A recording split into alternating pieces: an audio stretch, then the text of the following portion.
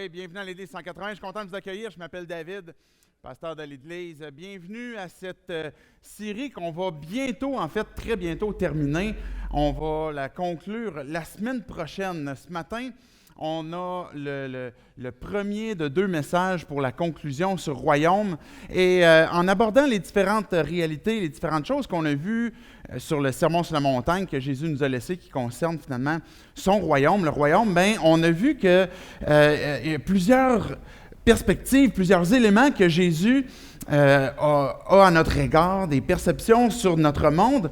Et quand on a regardé justement ces différentes vérités, ces différentes réalités-là, on regardait quelle était justement la vision de Jésus sur notre monde, et non seulement pour qu'on puisse en profiter, mais qu'on puisse découvrir ultimement qu'est-ce que Dieu s'attend de nos vies, comment est-ce que Dieu nous a créés pour qu'on puisse intégrer finalement ce royaume et qu'on puisse vivre dans ce que lui est le roi, dans ses règles qui sont caractérisées par ce que lui est versus ce que nous on est comparativement à notre propre royaume. Donc, plusieurs choses ont été dites, mais en même temps, on n'aura pas eu l'occasion d'avoir vu tous les éléments qui concernent le royaume, parce que c'est un sujet, c'est une doctrine importante de la Bible quand on parle du royaume, et on pourrait aller beaucoup plus loin. Il y a des choses qui concernent aussi le futur, quand on parle de royaume de Dieu. Il y a ce domaine, je vais dire comme ça, biblique de prophétie qui annonce des choses futures, mais un lot aussi de prophéties qui annonçait des choses futures, mais qu'on se trouve présentement dedans. Et à plusieurs reprises, on a répété comme quoi que le royaume est une question de relation. Bien que c'est une grande doctrine ou un grand sujet, quand on résume à la plus simple fraction ce que Dieu veut nous communiquer, c'est une question de relation, une relation avec lui, avec Dieu, et une relation aussi les uns avec les autres. Et dans le royaume, c'est ce qui va s'exercer, et il y a l'aspect présent du royaume et l'aspect futur. Donc, si vous avez manqué les premiers discours, vous arrivez ce matin, vous êtes évidemment les bienvenus. Peut-être que vous allez avoir le sentiment comme quoi il y a des choses qui ont été dites précédemment, que vous allez arriver peut-être sur une construction dans la série qui fait que vous allez peut-être dire, il me manque certains éléments, mais je vous invite à pouvoir retourner voir, par exemple, sur le YouTube de l'Église, où ce que vous allez pouvoir avoir en différé, évidemment, les différents discours qu'on a eus concernant le royaume. Je veux commencer déjà d'emblée avec un premier verset qui va mettre la table de ce matin pour cette conclusion qu'on a de les 2 prochains dimanches, qui est dans Apocalypse. Et souvent, le livre d'Apocalypse est un livre qu'on connaît, puis même si vous n'êtes pas croyant, vous n'êtes pas familier avec la Bible, on connaît le terme, c'est souvent quelque chose qui fait référence à un futur, souvent quelque chose, même un futur assez cataclysmique.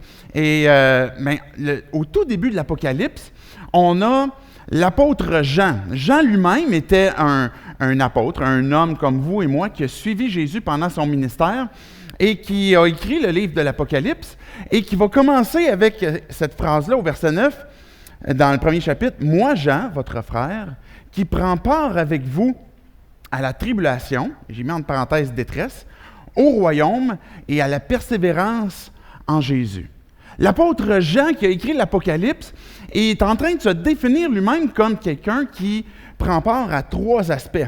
La tribulation, le royaume et la persévérance. Quand on entre dans une relation avec Dieu, où on a compris que j'ai besoin d'être réconcilié avec Dieu, parce que les choix que je fais, les choix que chacun d'entre nous, on a fait, ou qu'on est en train de faire, et qu'on prend le temps de réfléchir sur nos propres vies, on est capable très bien de comprendre qu'on n'a pas toujours fait le bien, et qu'on a fait le mal, que le mal nous détruit, et qu'on a même potentiellement détruit les gens autour de nous, et que quand on est entré en relation avec lui, ce que la Bible nous dit, c'est que parce que Dieu nous a donné sa grâce, nous a donné sa faveur, on peut s'approcher de lui faire confiance, puis obtenir le pardon. Donc, quand que je deviens un enfant de Dieu, c'est des termes, des fois, bibliques qui semblent lourds de jargon, mais cette idée que de devenir un enfant de Dieu, c'est parce que Dieu, finalement, m'a pardonné, parce que je place ma foi en lui, je suis maintenant intégré dans sa famille. Et ce que Jésus va appeler le royaume, ce que l'apôtre Jean a très bien compris, que On parle du royaume de Dieu quand je deviens son enfant. Donc, chacun d'entre nous qui avons placé notre foi en Jésus, vous êtes devenus des enfants de Dieu, vous vivez dans le royaume. Vous vivez les réalités du royaume. Il y a des choses qui, évidemment, viennent transcender notre monde parce qu'on continue de vivre sur la terre, on continue de travailler, on continue d'avoir des enfants, on continue d'avoir des tentations, on continue d'avoir des échecs, des réussites, mais le fait qu'on a placé notre foi en Dieu, c'est parce qu'on voulait que ce soit la volonté de Dieu qui se fasse dans nos vies, parce qu'on le reconnaît comme roi, Jésus étant notre roi. Donc, on est intégré dans son royaume, mais là où peut-être des fois, comme croyants, on va échapper un aspect, c'est la tribulation. Et on va penser que le terme tribulation est quelque chose de futur, mais la réalité, c'est que c'est quelque chose de présent. La détresse liée à notre foi, les tribulations, font partie intégrante de notre vie dans le royaume. Pourquoi? Parce que justement, les deux mondes vont se juxtaposer. Parce que le royaume de Dieu fait en sorte qu'on vit encore sur terre, comme je disais tantôt, avec des réalités aussi terrestres. Et que quand on a décidé de placer notre foi en Jésus et qu'on a décidé de suivre Christ, pas parce qu'on veut adopter un code de vie, j'insiste souvent là-dessus, qu'il faut être vigilant sur le fait qu'on ne veut pas juste adopter un code de vie, mais qu'on a décidé de suivre Jésus, qu'on a décidé de le laisser régner en nous, on a décidé dans nos manquements, dans nos difficultés, qu'on a constamment besoin d'un rédempteur, de quelqu'un qui va nous sauver. Mais ce mode de vie que l'on a sur terre est transformé de pas en pas. Au fur et à mesure qu'on avance avec Dieu, au fur et à mesure qu'on chemine avec Dieu, les valeurs profondes que l'on a, qui étaient calquées finalement sur notre royaume, sont transformées par les valeurs de son royaume à lui. Vous me suivez? Donc, maintenant, l'idée, c'est que, un exemple, que je veux me servir moi-même, on est le maître de notre royaume, on veut obtenir le plus possible d'avancement, de faveur des gens, on va avancer le plus possible dans notre bien-être, c'est pas que ces choses-là sont mal en soi, mais maintenant, mon focus n'est plus ma propre personne, mais je veux que Dieu soit glorifié. Je veux que Dieu soit présent dans ma vie, qui fait que je ne suis pas dans un mode où je suis en train de chercher à prendre des gens, je suis en train de chercher de vouloir voler des gens, mais je suis plutôt dans un mode de générosité, où je veux faire le bien. Donc ça, c'est un exemple où une des valeurs que Dieu a dans son royaume est en train de s'inculquer dans ma vie au fur et à mesure que je lui soumets ma vie. Et c'est comme ça que nos vies ressemblent de plus en plus à notre roi dans lequel on vit dans le royaume. Mais les tribulations vont faire en sorte que parce que nos pensées, peut-être nos choix de vie, peut-être que nos valeurs sont transformées, tout d'un coup, il commence à y avoir des tribulations liées à notre foi. Pour nous, au Québec, ça semble peut-être un peu exagéré. Quand on y pense, on se dit on n'est peut-être pas si pire que ça. Juste pour donner une perspective plus grande sur le monde, qui a été donné un recensement, une étude qui a été faite en 2018 sur les 50 pays les plus dangereux si vous décidez de placer votre foi en Jésus. Donc, évidemment, vous n'êtes peut-être pas capable de voir tous les pays qui sont là, mais j'ai bien regardé et je n'ai pas trouvé le Canada, pas trouvé le Québec non plus. Mais plusieurs de ces pays-là, par exemple, ceux qui sont en rouge jusqu'ici, donc vous avez par exemple la Corée du Nord, l'Afghanistan, Somalie, le Pakistan, l'Irak, etc. Donc, c'est des endroits que si vous affirmez votre foi en Jésus, vous êtes intégré dans le royaume parce que c'est la réalité spirituelle, mais la réalité terrestre fait en sorte que si tu confesses Jésus et que tu dis le suivre, tu as des chances de te faire persécuter. Et la plus grande des persécutions, la plus grande des conséquences de cette persécution-là, c'est la mort. Et j'ai apporté un exemple, une personne a pris contact avec moi il y a quelques années, et puis qui vit au Pakistan. Il s'appelle John Javed. Et puis, je le suis sur Facebook et je voyais comment est-ce qu'il est au Pakistan.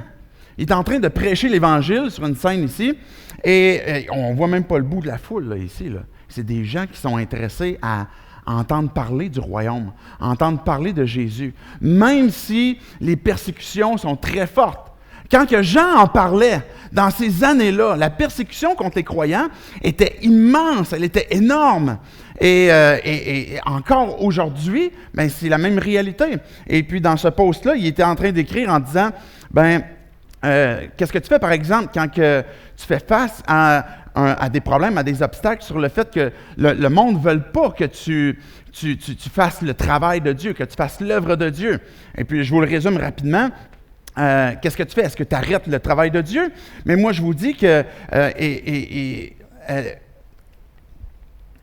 les gens ont besoin d'en entendre et puis que tu pourrais te laisser influencer parce que les gens vont te dire, te décourager, mais continuer de faire la volonté de Dieu, de faire ce que Dieu fait, malgré les persécutions. Et ça, c'est un exemple, aujourd'hui, un exemple contemporain d'un homme au Pakistan qui fait partie du 5e pays le plus dangereux, si tu affirmes ta foi, et il va nous encourager, à nous aussi, au Québec, en disant, même si tu es confronté à cause de ta foi, continue d'avancer. Ça nécessite évidemment de persévérer, de continuer d'avancer, et c'est pour ça que si on revient au texte de Jean, de Apocalypse 1:9, on est dans le royaume, il y a des tribulations, mais ça nécessite aussi de la persévérance.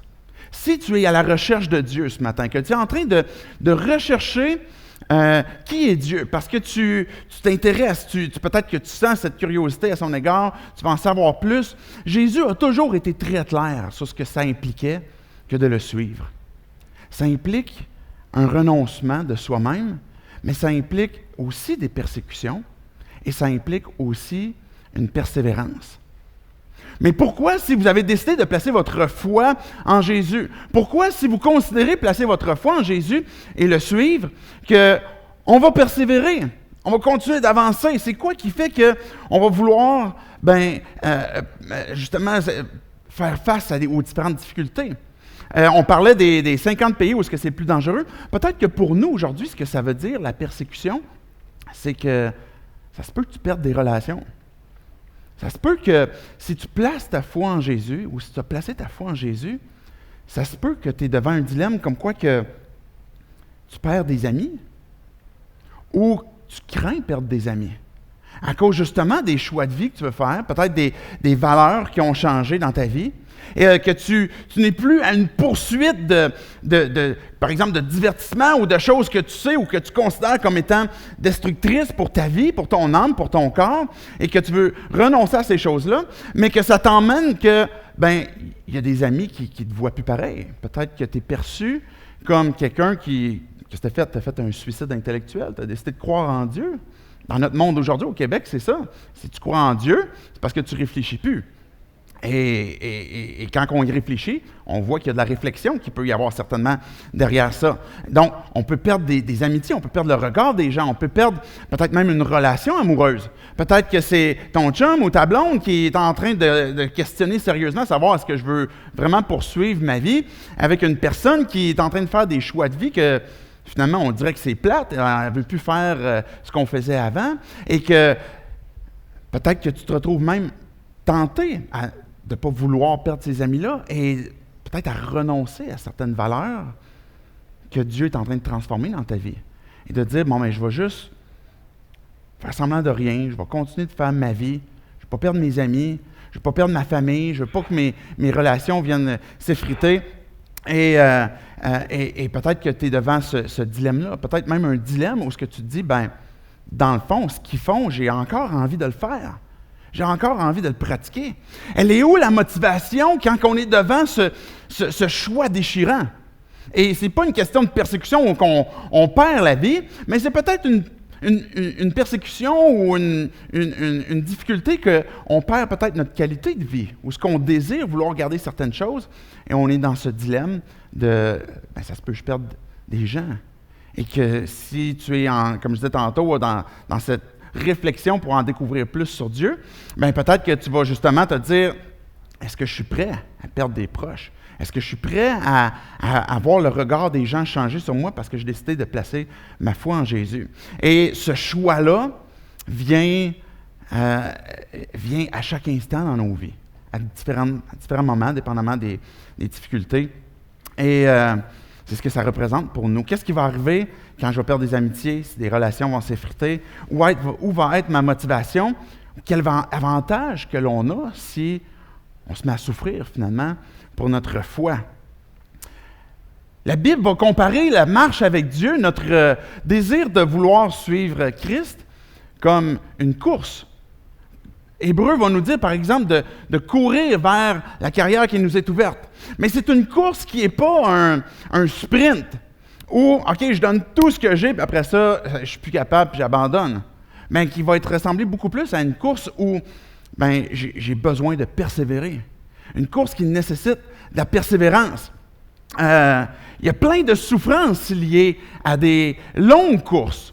Peut-être qu'on sacrifie le fait que de vouloir courir plus vite, mais les gens qui vont faire, par exemple, des marathons, qui vont courir longtemps, mais dans un marathon, il va y avoir à un moment donné des épreuves, il va y avoir des difficultés, il va y avoir des muscles qui vont cramper, il va y avoir à un moment donné de la déshydratation, il va y avoir à un moment donné l'irritation même des vêtements. Il va y avoir peut-être une surcharge de poids avec les vêtements, peut-être les choses qu'ils peuvent trimballer. Il peut y avoir une souffrance mentale. Imaginez quelqu'un qui court, par exemple, un marathon pendant 4 heures de temps. Mais déjà, 4 heures en char, c'est long. Imaginez en train de courir. Il y a des souffrances qui sont là pendant notre course, notre marathon, où on veut avancer, on veut poursuivre notre marche avec Dieu, on veut vivre les réalités du royaume, mais comment est-ce qu'on fait quand on est soumis à ces difficultés-là, ces souffrances-là? Et c'est nécessaire de faire des choix. C'est nécessaire qu'à un moment donné, peut-être si je fais référence encore à cette course qu'on mène à ce marathon, mais de minimiser peut-être l'encombrement. Jésus lui-même avait envoyé à un moment donné 70 disciples, puis il a dit « Allez-y, apportez rien avec vous. » Et il y a un sens très physique, dans le sens, portez pas tous vos bagages puis tout ça, mais je pense qu'il y a aussi une application spirituelle où, à un moment donné, on doit faire des choix qui encombrent pas nos vies et qui fait en sorte qu'on n'est pas en train de se tirer dans le pied pour pouvoir persévérer. Ou qu'à un moment donné, on va éviter les distractions mentales aussi.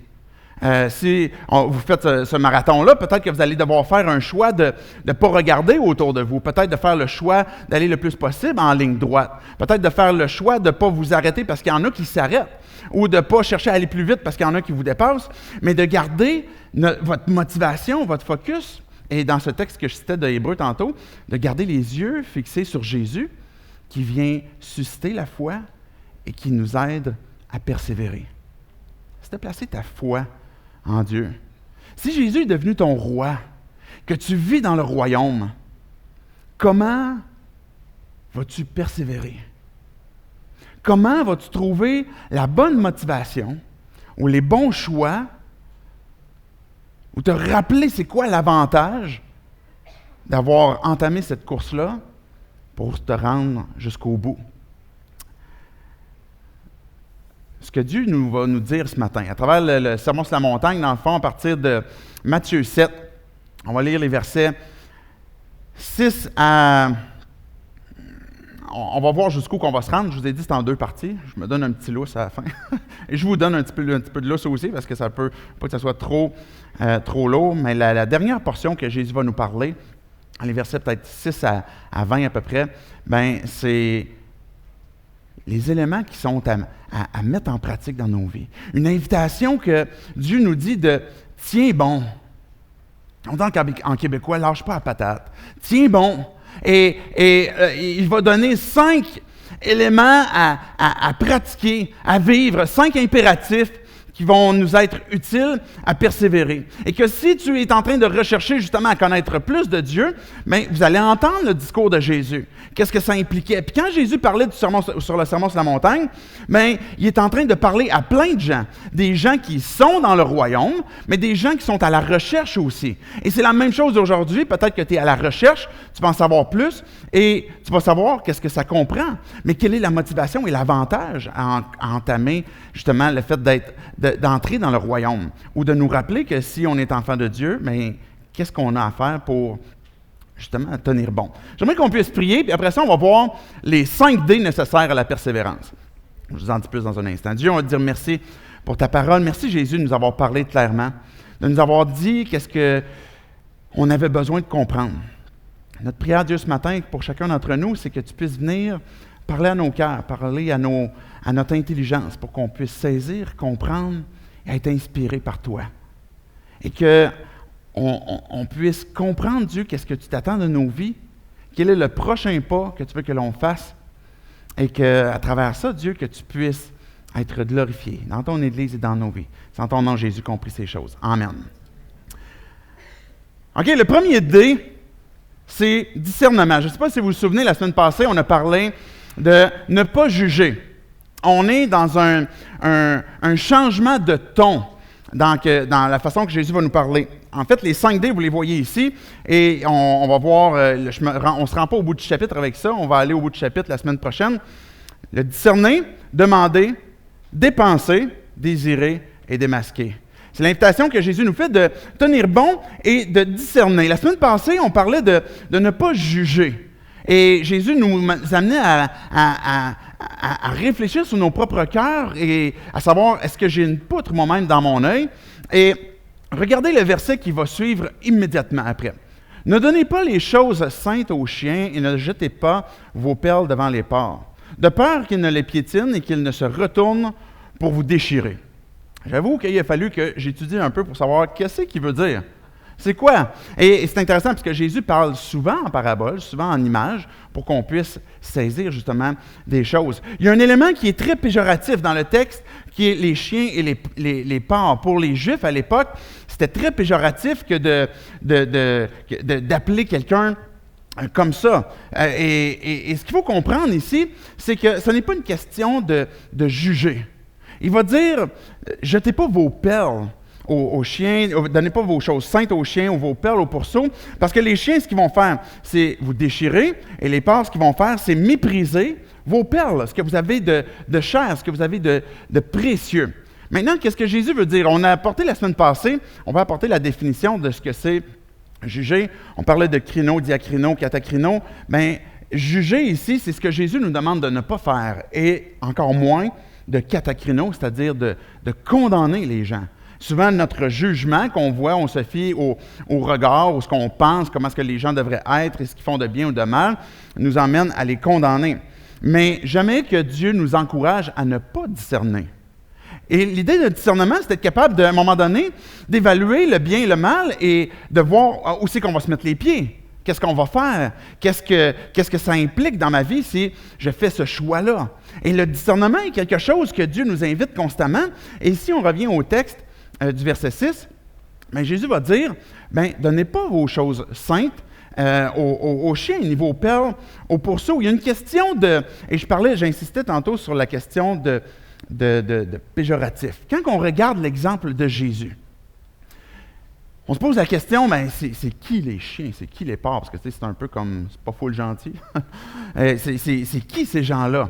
Et on regarde la façon que Jésus a vécu sur terre, on voit que jamais Jésus a repoussé des gens qui viennent à lui pour avoir besoin d'aide, parce qu'ils ont besoin d'aide. Jamais Jésus a repoussé des gens qui étaient qualifiés par le monde comme des gens de mauvaise vie, là, prostituées, ou bien des gens qui étaient des collecteurs d'impôts, qui étaient haïs, des menteurs, etc., les gens, les lépreux, et qui étaient considérés par la population, par la communauté, comme des gens impurs, même au sens spirituel. Mais jamais Jésus n'a refusé l'accès à ces gens-là. Mais on voit par contre des gens qui sont dans l'entourage de Jésus pendant son ministère sur terre, qui ne cherchent juste qu'à le pogner, à le détruire, à détruire son enseignement, à détruire les choses qu'il veut avancer dans son royaume. Et on voit à l'occasion que Jésus ne répond pas. Par exemple, même dans son procès où on l'accuse de certaines choses, bien, des fois Jésus va tout simplement ne pas répondre à certaines accusations. Et ce qu'il est en train de nous inviter à faire, c'est une question d'hostilité ici. Une question de discerner les relations hostiles qui viennent entraver ma marche avec Dieu, qui viennent entraver ma foi, qui viennent entraver mon désir que de pouvoir avancer avec Dieu. Ce n'est pas une question que je suis en relation avec des gens qui ne veulent rien savoir de Dieu ou qui ont des vies tout croches et que là, maintenant, je ne vais pas jeter mes perles au pourceau. Et ce n'est pas cette question-là, mais des gens qui peuvent être dans notre entourage, qui sont hostiles comme je disais, à notre marche, à notre foi, et c'est pour ça qu'il va dire les choses saintes. Et la question de perles est une question de choses que l'on a de précieux. Par exemple, les vérités reliées à l'Évangile. La grâce, la sagesse, les différentes valeurs qui peuvent venir du royaume. Et quelles sont les relations que je peux avoir dans ma vie, que j'entretiens et qui viennent miner ma marche avec Dieu, qui viennent détruire ma foi ou mon désir d'avancer. Vous savez qu'en Église, on veut poursuivre la mission que Dieu nous donne. On veut que les gens loin de Dieu puissent découvrir la vie en Jésus-Christ. Cette mission-là implique des gens, peut-être que plusieurs d'entre nous ici, tu es revenu à Dieu, que tu as justement, pendant un certain temps, peut-être abandonné, arrêté de persévérer. Tu as été découragé pour différentes raisons, tu as perdu le focus, tu as été démotivé, tu as été blessé, mais qu'à un moment donné, tu as décidé de revenir. Un peu comme le fils prodigue qui a décidé de revenir, bien, pourquoi est-ce qu'il est revenu? Mais quand on regarde l'histoire, cette parabole-là que Jésus nous conte, bien, le fils qui avait tout dépensé, l'héritage que son père lui avait donné, s'était retrouvé avec les porcs, en train de manger la bouffe des cochons. Et le texte qu'on voit, que Jésus nous dit, c'est la raison pour laquelle il est retourné vers son père, c'est parce qu'il s'est souvenu de qui son père est. Vous me suivez? Quand on veut revenir à Dieu, quand si tu es dans une situation présentement où tu t'es éloigné, tu veux revenir à Dieu, que tu te sens loin de Dieu, ou que tu te considères comme jamais étant réconcilié avec Dieu, bien, la première étape, c'est Dieu est qui? C'est quoi sa nature? Le fils prodigue, il se souvenait, je me souviens, mon père, même comment est-ce qu'il traite ses employés. Ils mangent bien, ils sont aimés. Je me souviens de mon frère, je me souviens comment est-ce que mon père est avec eux, je me souviens comment est-ce que mon père est généreux, je me souviens comment est-ce que mon père est aimant. Et c'est ça qui fait qu'on revient, c'est ça qui fait qu'en Église, quand on prend part à cette mission-là, on est en train de proclamer la beauté, la grandeur, la nature de ce que Dieu est pour qu'on puisse revenir être transformé de par ce qu'il est. Il y a quelqu'un qui devrait dire « Amen » à ça, plus que deux.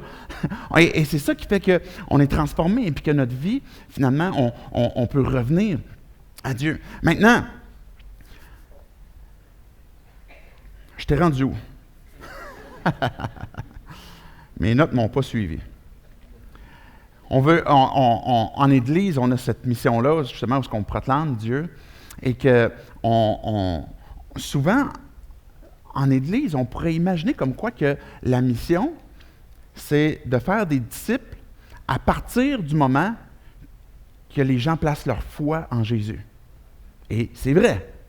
Il y a une transformation de vie à partir du moment que notre foi a été placée en Dieu, qu'on a été pardonné, on s'est repenti de nos péchés, on est passé ce que la Bible appelle de la ténèbre à la lumière, on est passé du royaume terrestre au royaume de Dieu et qu'on vit maintenant cette nouvelle réalité-là. Maintenant, notre approche avec les gens qui ne connaissent pas Dieu, qu'est-ce qu'on fait?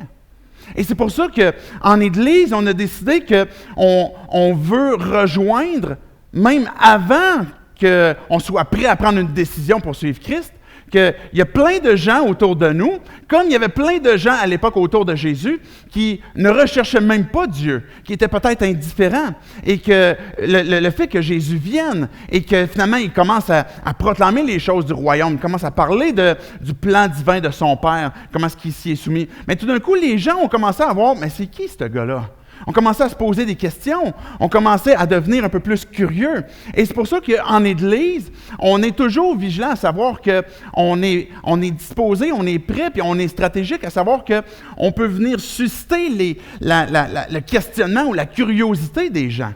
Peu importe, et si vous dites, ben moi je n'ai pas placé ma foi en Jésus, ben on désire que tu puisses avoir ta curiosité qui est éveillée à l'égard de Jésus. Maintenant, notre plan de match, c'est pas de te forcer, puis tu sais, comme, viens, on va te forcer à croire, puis maintenant, tu n'auras plus le choix de ce que tu vas faire. Ta décision, la décision des gens qui sont autour de nous, leur appartient toujours. Et il y a toujours une liberté qui appartient au monde qui sont autour de nous, et les gens hostiles de notre monde ne sont pas tant présent. Mais en même temps, il faut être vigilant que ça peut venir justement, ou discerner que ça peut venir miner notre marche, notre avancement, et qu'à un moment donné, il y a un choix à faire. Que si je vois ça cause préjudice à ma propre marche, à ma propre persévérance, je dois faire un choix, et pour ça, j'ai besoin de discerner. À savoir, est-ce que je suis en train de donner les choses saintes ou les choses qui me sont chères, ces valeurs-là, à quelqu'un qui va juste les piétiner dans la boue et finalement me détruire. Le deuxième D, qui est dans le fond les versets 7 à 11. Demandez. Regardez les versets 7 à 11 que Jésus va dire. Et c'est jamais trop compliqué, là. Demandez et l'on vous donnera. Cherchez, on vous trouverez. Frappez et l'on vous ouvrira. En effet, toute personne qui demande reçoit. Celui qui cherche trouve et l'on ouvre à celui qui frappe. Qui parmi vous donnera une pierre à son fils s'il lui demande du pain? Ou s'il demande un poisson, lui donnera-t-il un serpent? Si donc, mauvais comme vous l'êtes, vous savez donner de bonnes choses à vos enfants, votre Père céleste donnera d'autant plus volontiers de bonnes choses à ceux qui les lui demandent. Vous savez, c'est quoi un de nos plus gros problèmes avec la prière? C'est qu'on n'en fait pas. Dieu est en train de nous dire, on a un Père qui est au ciel. Régulièrement dans le Sermon sur la montagne, Jésus nous a parlé que de son Père, mais il est en train de nous dire que si on est dans le royaume, ben c'est plus qu'un roi, c'est un Père. C'est quelqu'un avec qui on peut prier, notre Père qui est aux cieux. C'est la prière que Jésus nous a enseignée dans le Sermon sur la montagne. Et Jésus va nous amener à réfléchir que ça se peut que dans ta marche avec Dieu, ça se peut que dans ta persévérance, que ça devient plus difficile. Qu'à un moment donné, on tombe dans un mode de pensée de « bon, mais qu'est-ce que je vais faire? » De tomber par mes propres énergies, mes propres forces, je vais continuer, je vais avancer, je vais forcer. Et que si je suis à la recherche de Dieu, ben que sans avoir placé ma foi en Dieu, mais ça se peut que j'aille cette pensée comme quoi que, ben il faut que je trouve pour ma propre vie les choses que j'ai de besoin. Et que même si on a placé notre foi en Dieu et qu'on se dit « oui, je sais que j'ai un Père dans le ciel », mais des fois et souvent, on fait juste ne pas demander. Et Jésus est en train de nous dire « mais tiens bon, puis viens au Père, viens demander. » Regardez le premier verset qu'on a lu au verset 7. « Demandez, cherchez, et frapper. » Ça peut être trois expressions qui sont différentes où on est peut-être dans une supplication, on est en train de frapper à une porte, on est en train de tout simplement venir demander, on est peut-être en train de chercher, mais la question c'est à qui on demande, c'est où on cherche, c'est où on va frapper. Et c'est là qu'il y a un enjeu sur ma persévérance, à savoir que est-ce que j'ai encore la foi et la confiance que je peux aller à mon Père? Et Jésus va nous rappeler, on a un problème, là.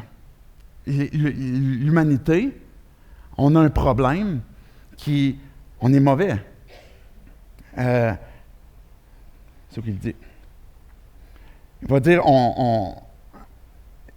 qui parmi vous donnera une pierre à son fils s'il lui demande du pain? Ou c'est qui va lui donner...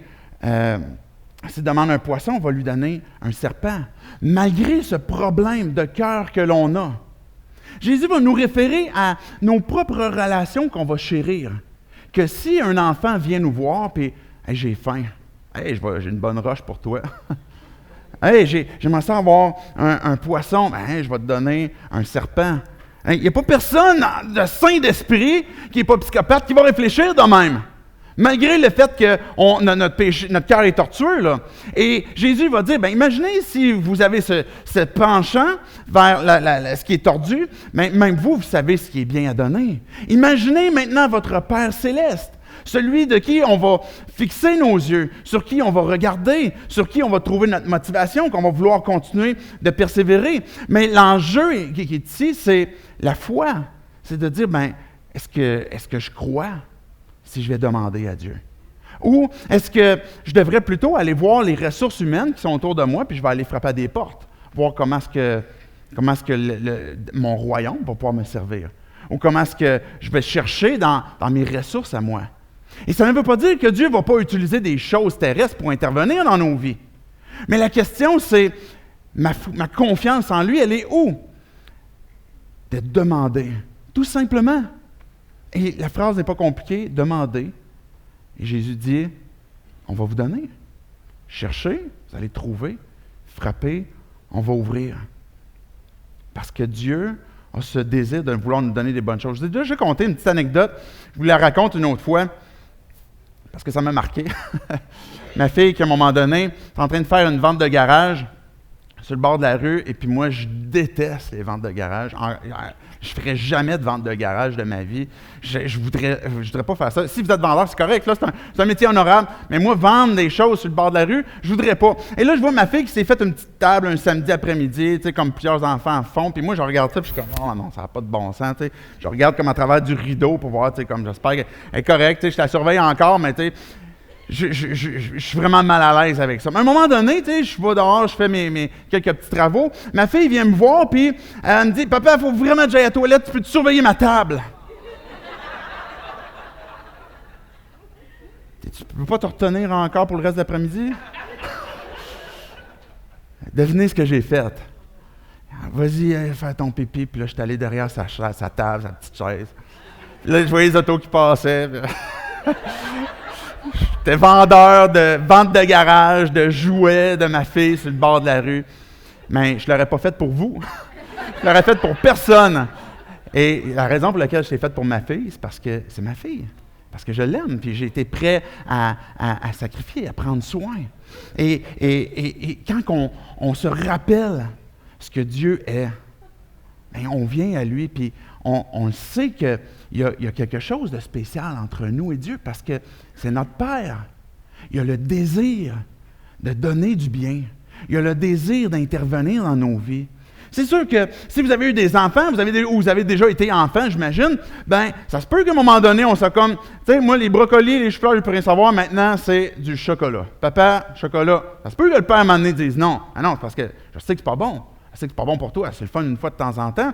Ou que si pour toi, c'est comme, papa, je veux plus faire aucune responsabilité, je veux juste comme écouter de la TV puis faire du jeu vidéo, ben non, c'est pas correct aussi.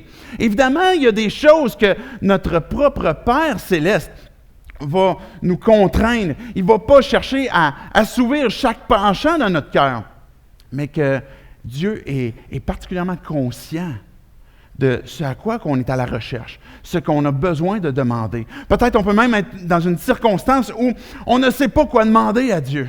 Et puis un soupir inexprimable, un cri à Dieu.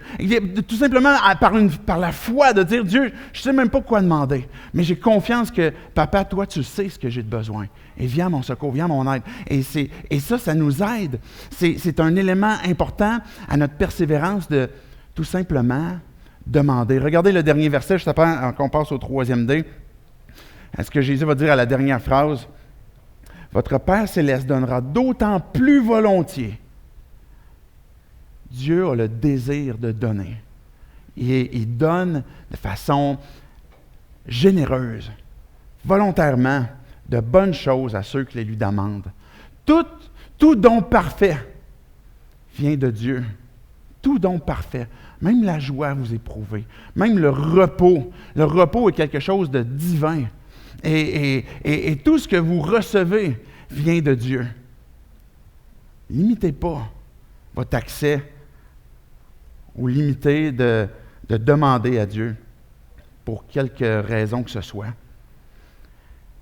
Ça nous emmène au verset 12, au 3e D. On a vu l'idée de discerner, de demander et de dépenser. Qu'est-ce que je voulais dire par là? Regardez verset 12, Jésus va dire « Tout ce que vous voudriez que les hommes fassent pour vous, vous aussi faites-le de même pour eux, car c'est ce qu'enseignent la loi et les prophètes. » Jésus nous enseigne à dépenser, à sacrifier, à donner. On en a parlé, en fait, la semaine passée, on l'a juste lu sans l'avoir commenté, ce qu'on appelle la règle d'or. Depuis des centaines d'années, on a appelé ce verset-là comme la règle d'or. Et la règle d'or ne dit pas « fais pas aux autres ce que tu ne veux pas qu'il te soit fait. Fais aux autres ce que tu voudrais qu'on te fasse. » Et là, tout d'un coup, ça devient différent. Mais pour ça, ça nécessite évidemment une question de générosité, de dépense, de foi encore, que ce que j'ai, c'est parce que Dieu me l'a donné, parce que je peux exercer maintenant les valeurs du royaume, je peux exercer la générosité auquel Dieu m'appelle, parce qu'il m'a donné, et puis maintenant je peux l'utiliser pour redonner. Et je veux faire aux autres ce que j'aimerais qu'on me fasse.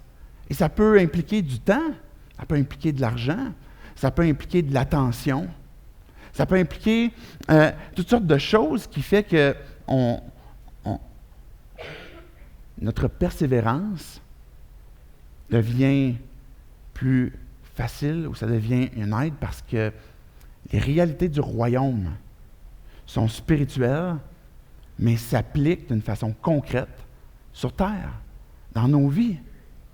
Puis il y a une question de cohérence, une question d'authenticité que je crois que je peux aller à Dieu puis demander. Je crois qu'il y a plein d'éléments spirituels que peut-être qu'on ne voit pas, qui nécessitent de la persévérance, une motivation et puis une destinée éternelle. Mais concrètement, sur terre, ça change quoi? Mais Jésus va dire, vis ta foi et fais aux autres que tu voudrais qu'on te fasse. Jésus lui-même a été notre exemple pour ça.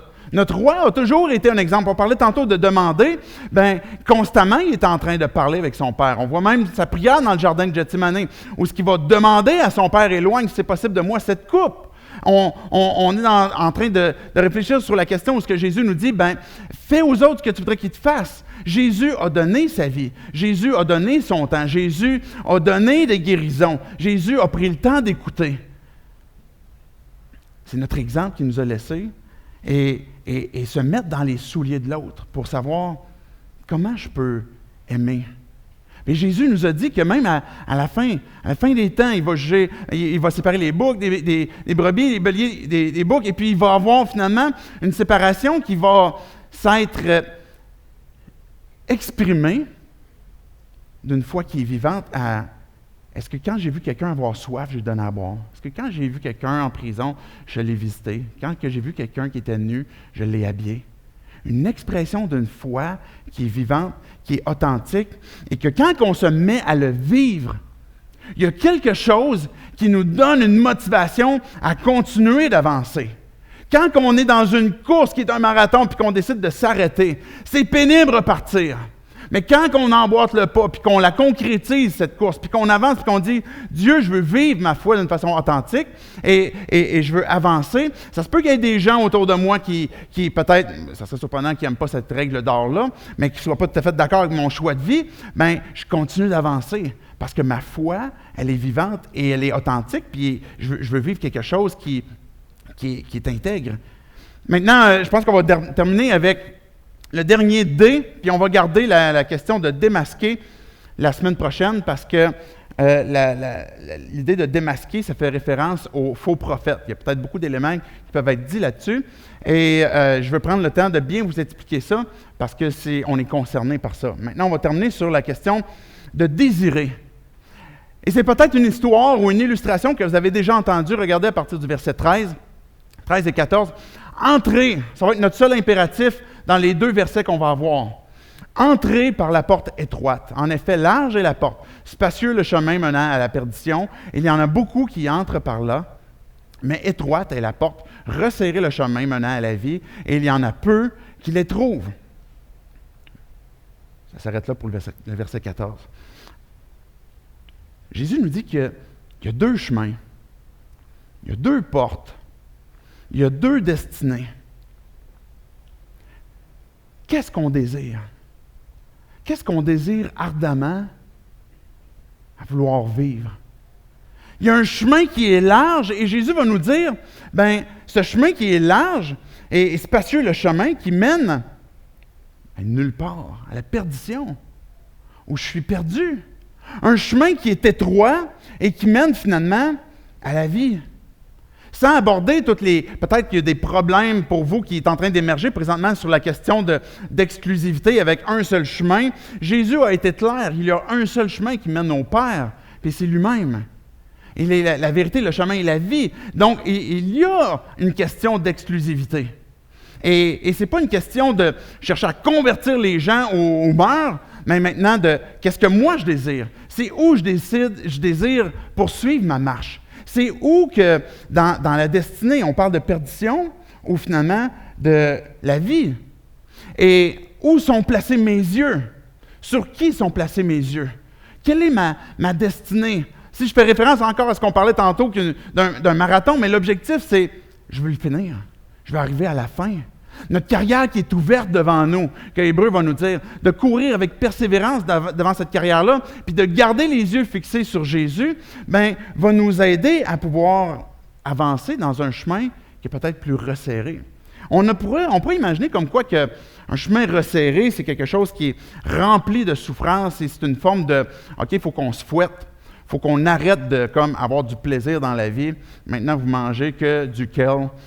Et puis, du tofu, il n'y a plus de plaisir. Excusez pour ceux qui sont véganes, hein? Peut-être que vous aimez ça. Mais on n'a plus de plaisir. Mais c'est pas ça. Quand on réfléchit, par exemple, à des parcours que l'on a sur Terre, vous êtes dans un parcours d'études, par exemple, où est-ce que vous voulez être physiothérapeute, vous voulez devenir médecin, vous voulez devenir, peu importe quel serait le parcours, quand on pense à des parcours qui durent longtemps à l'université, c'est un chemin resserré. Si vous êtes dedans, vous comprenez très bien que ça nécessite beaucoup de travail, beaucoup d'études. Mais pourquoi vous le faites? Ce chemin qui est resserré, c'est parce que vous comprenez que ce qu'il y a au bout est un avantage de ce à quoi vous voulez exercer comme travail. Si vous voulez, par exemple, avoir une relation amoureuse qui va être florissante et agréable, mais c'est un chemin qui est resserré. Il y a des choix que vous allez faire ou ce que vous allez décider de ne pas courir à gauche et à droite, que vous allez développer une forme d'exclusivité avec la personne que vous aimez, une forme de confiance, etc. Et il y a des choix qui sont faits et que c'est un chemin qui est resserré, mais qui fait qu'après ça, il y a quelque chose qui est utile, qui est beau, qui est bon. Le chemin, pourquoi il est large? Je pense que ce qui différencie, c'est le chemin large, c'est à cause des bagages qu'on va transporter. Le chemin large permet à n'importe qui d'embarquer sur le chemin avec ses tentations, ses désirs personnels, nos idoles, nos différents penchants, nos différents choix de vie qu'on voudrait utiliser pour nous servir, pour servir à notre royaume. Et le chemin est très, très large pour qu'on puisse apporter ça. Mais où ça mène, où ça conduit? Mais Jésus va nous mettre en garde en disant, c'est pas là que je veux. C'est pas ce que je désire pour vous. Qu'est-ce que nous, on désire quand on veut marcher avec Dieu? Et le chemin étroit nécessite évidemment le fait que j'abandonne à Dieu mes bagages. J'abandonne à Dieu mes fardeaux. J'abandonne à Dieu mon péché. J'ai encore des choses que mon cœur est encore attiré. J'ai encore de ces idoles. Mais Dieu, ce que je désire, c'est que toi, tu puisses être le roi dans ma vie. Ce que je désire, c'est que je puisse garder mes yeux fixés sur toi et continuer d'avancer. Et que pour être un disciple de Jésus-Christ, je veux le suivre, puis je veux renoncer à moi-même et porter ma croix chaque jour. Et c'est la raison pour laquelle ce chemin qui est étroit fait en sorte que si on se débarrasse des bagages, de ce qui nous encombre, de ce qui est lourd, ou ce qu'on garde nos yeux fixés sur Jésus, puis qu'on saisit la faveur qu'il nous donne à chaque instant, Dieu nous donne cette persévérance qu'on a besoin, qui, oui, nous demande des choix, mais nous donne aussi la motivation, la force de continuer d'avancer. J'aimerais qu'on puisse prier. On va arrêter ici pour ce matin. Mais que déjà ce matin, on puisse donner l'occasion à Dieu de venir nous parler. Et de pouvoir s'engager aussi avec lui de Dieu, je vais te faire confiance. Dieu, on veut encore une fois te dire merci pour ta parole. Jésus, tu nous invites à discerner, à demander, parce que tu veux donner généreusement. Tu nous invites, Dieu, à dépenser, à faire aux autres ce qu'on aimerait qu'il nous soit fait. Avoir cette foi qui est authentique. À désirer, Dieu, pour suivre ce chemin. Cette destinée qui est la vie. Dieu, on te prie ensemble que tu puisses venir nous parler à nos cœurs, nous redonner une nouvelle motivation, un nouveau zèle. Que tu puisses venir, Dieu, nous renouveler notre persévérance. Parce que ce matin, on fait ce choix de garder les yeux fixés sur toi. Que si Dieu n'a jamais fait ce choix, que de venir à toi pour être réconcilié, on le fait ce matin en te disant qu'on reconnaît qu'on a besoin d'un sauveur. On reconnaît, Dieu, qu'on est séparé de toi. Que les choix que l'on fait, Dieu, qui sont contraires à ta volonté, nous détruisent et nous séparent de toi. Donne-nous ton pardon, Dieu. On veut laisser ces fardeaux à tes pieds, ces péchés à tes pieds et recevoir ta vie. Dieu, je te prie pour notre communauté que tu puisses nous fortifier, que tu puisses nous rappeler ces vérités pour qu'on puisse prendre soin les uns des autres. Parce que tu ne nous appelles pas à lutter seuls, tu ne nous appelles pas à marcher seuls, mais à avancer ensemble. Qu'on puisse vivre cette communauté, qu'on puisse vivre ces vérités ensemble pour que tu puisses être glorifié. Et c'est en ton nom, Jésus, qu'on prie ces choses. Amen.